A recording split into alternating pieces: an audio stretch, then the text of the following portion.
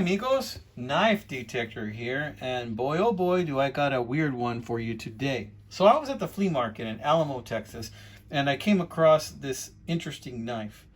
And there's a fly around here. It's driving me absolutely bonkers right now, by the way. And here's the knife. Now ordinarily you'd look at this and go, well, what's so interesting about that? That's just an old camp knife, probably from the 1950s or so. What's so interesting about that camp knife? And then, well, I took a closer look at it. I noticed that it had a brass liner right there in the middle. But it's got a sheep's foot blade. It's got this sheep's foot rope type blade. And as you know, this is a Colonial, Providence, USA, right there. And I haven't seen one with a sheep's foot. I had seen some with a spear point like this one, but I'd never seen one with a sheep's foot. And so I thought, well, this isn't your typical Forest Master type knife, you know, like this old Forest Master. So then I thought to myself, maybe, much like the Transformers here, there is more than meets the eye. So I decided, well, to take a look at it, and I noticed that it had, of course, your standard can opener right there. Nice snap there. And then I took another look, and I thought, well, look, it also has your cap lifter right there. Nice snap open there. But then I saw something else. Do you see what I see? What does that look like to you guys? That looks like an electrician's blade with hardly any use. It did have more patina, but I was able to clean a lot of that off. And that right there is also marked Colonial, Providence, Rhode Island, right there. So you can see right there that I did do a little bit of cleaning on it, but this thing has hardly been used. So have you ever seen a camp knife like this that has a sheep's foot blade, a cap lifter, it has a can opener, but it also has an electrician's blade? Have you ever seen one of these? Well, I hadn't. And I put it up on a post, just a regular post on YouTube. And Stuart Harvey, your friendly neighborhood knife historian, had some interesting things to say about it. Thank you, Stuart. He said that this is not a regular production knife, that he really couldn't find it. This might be a special order knife. That this might be a special order knife that was special ordered by a company, maybe sometime back in the 50s. I might be wrong with that. I don't remember exactly what Stuart said about the time frame, but you know, it might be a special order, and it might be pretty rare because it's a special order, because he doesn't see anywhere where these were mass produced. So because of that, you know, I thought, well, maybe I was thinking to myself, you know, I might want to replace that. And then I continued reading, and Stuart recommended I find a donor knife to replace the clevis on this thing and kind of make it a little bit more original. And that is exactly what I have done. I went ahead and I found this bad boy on eBay, which feels a little heavier than that one. I don't know if it's because of the clevis, but it's your friendly neighborhood Forest Master right there. And notice how this does not have a brass liner. It is steel.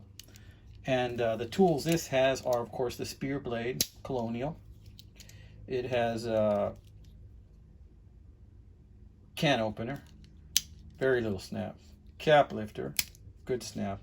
And this is a good knife. There ain't nothing wrong with this knife. There you have the awl. And I really hate doing that to this knife. And this blade looks pretty much unused, you know. I hate doing that to this knife, but what we're going to see if we can do is we're going to see if we can take this clevis off and do a clevis transplant, friends. So let's see about doing that. Let me close these blades. Incidentally, this has a half stop right here, if you can see that. So that's pretty cool. Let's close this. Let's close that. And let's close this. Let's see if we can go ahead and remove this clevis without tools. What do you say? What do you say? Let's pick it up. Oh, look at that. That's pretty damn easy. Okay. And let's see.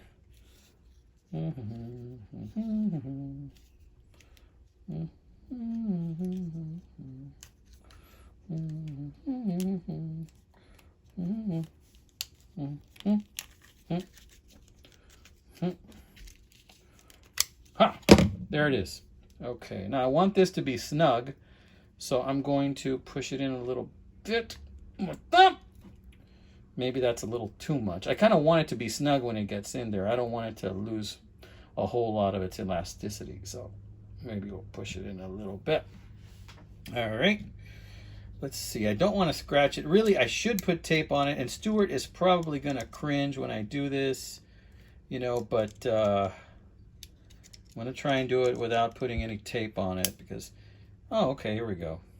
There's plenty of space there. So I'm going to squeeze this in a little bit more, right there. Okay, and there you go. We now have ourselves a replacement clevis, and didn't damage it at all, and I think that'll get the job done just fine.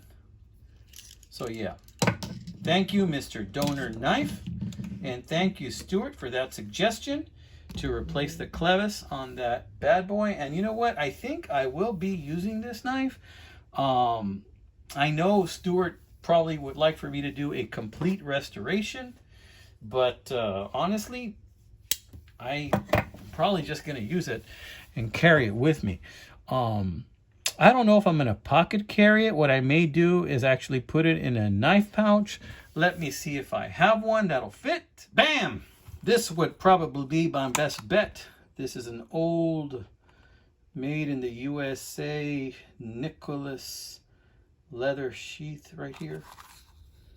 So it's a very well-made leather sheath. This, I think, would probably be my best bet. So let's see. Boom. That feels, my friends, like it was made for it. I have to tell you. Not bad at all.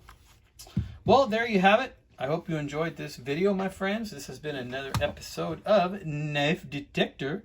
And thank you, Stuart, for that advice. I still intend, I will probably pocket carry this little guy right here. You know what I didn't do? I did not weigh the two, and I am kind of curious as to how much they each weigh. Now, granted, I just put the clevis on that one.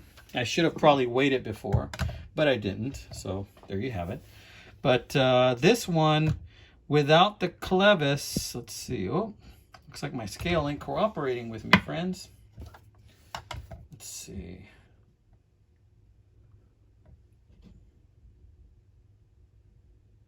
Okay, without the clevis, we have low because the battery isn't working. Let's try that again.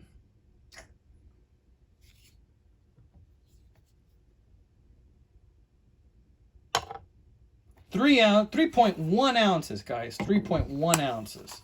With the clevis, this bad boy, 3.23 ounces. So again, these are extremely close in weight, and I think the deciding factor is probably the clevis. That is very interesting because that electrician blade, I think, would be heavier, but yet this does feel a little heavier to me. They look really close, guys, really close. It's essentially the same darn knife, but you see here you have a brass liner and here you don't. Very interesting differences. So those are the kind of differences I like to show you guys. You know, stuff people don't normally think about. All right, my friends, take care, amigos. Enjoy the weekend or the rest of the work week, depending on if this comes out on a Monday or Friday. Let's stay jolly. God bless.